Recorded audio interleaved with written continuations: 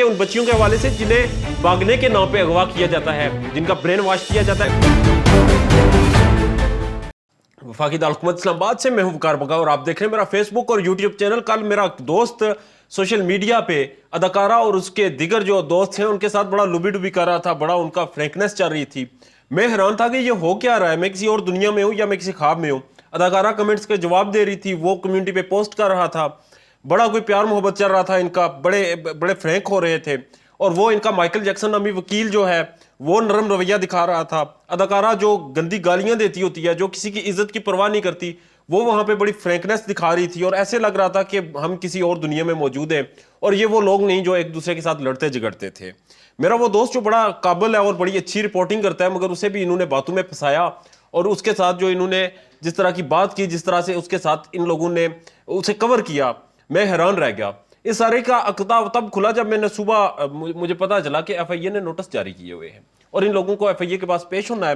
पेश होने से पहले ये ग्राउंड्स बना रहे हैं और ग्राउंड्स ये थे कि इन्हें अखलाकियात सिखाने का, अखलाकियात दिखाने का वक्त याद आ गया। वक्त ऐसे याद आया कि इन्होंने सेशन किया। सेशन में वही बुशरा शकील जिसकी बेटियों के बारे में ये नाज़ेबा बातें करते थे, जिसकी मरहूम वालदा के वाले से ये गंदी बातें करते थे और उसे तरह तरह के नामों से पुकारते थे। ये मेहदी अली काज़मी की बीवी को कहते थे इसका शबाब खत्म हो गया।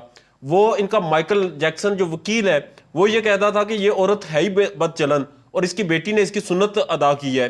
ये वालिदैन पे इल्जाम लगा रहे थे, बाप और बेटी के मुकद्दस रिश्ते की तजलील कर रहे थे, गंदी गालियां दे रहे थे और ऐसी ऐसी बातें कर रहे थे। चूंकि मेरी जो कम्युनिटी है मुझे उनका इंतहाई एहतराम है, मैं वो बातें रिपीट भी नहीं कर सकता कि वो बातें जो ये लोग अपने लाइव सेशन में बैठ के करते थे। एक छोटी सी मिसाल, कल रात इनका एक क्लिप मैंने देखा जिसमें ये बता रहे थे कि जेल से जब जहीर निकला तो वो डांसिंग कार में बैठा।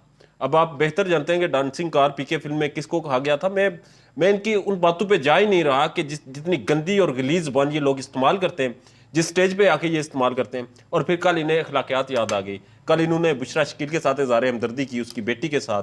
और फिर मेरा दोस्त कम्युनिटी पे उसने लिख दिया, उसने भी बड़ी तारीफ की जैसे मैंने भी की और होनी भी इसी तरह चाहिए। फिर उसकी कम्युनिटी पे ये लोग आ गए और उसके साथ बड़े प्यार मोहब्बत से पेश आए।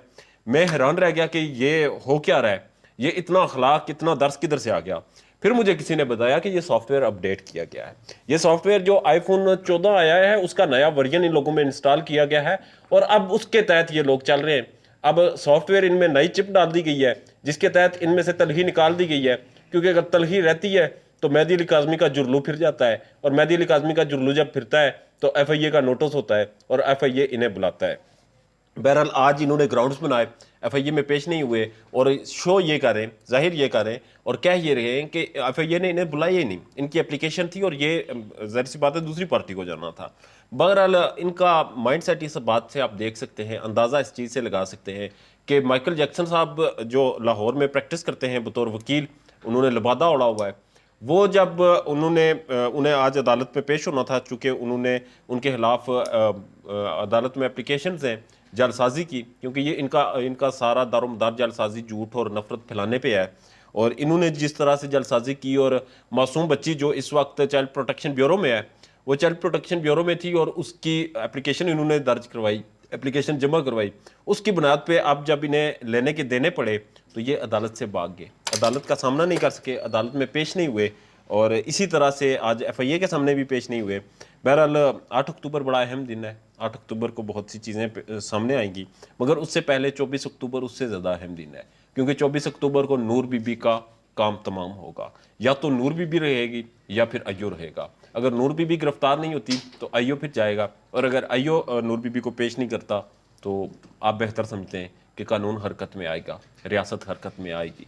और रियासत बेशक आप अय्यो को जितनी मर्जी बड़ी डील्स दे दें, बेशक आप जितना मर्जी पैसा बहा लें, मगर जब रियासत हरकत में आती है तो बड़े बड़े चुप हो जाते हैं, बड़े बड़े रह जाते हैं। बहरहाल आप अपना जोर लगा रहे हैं, 24 तारीख को पता चल जाएगा कि नूर बीबी पेश होती है या नहीं।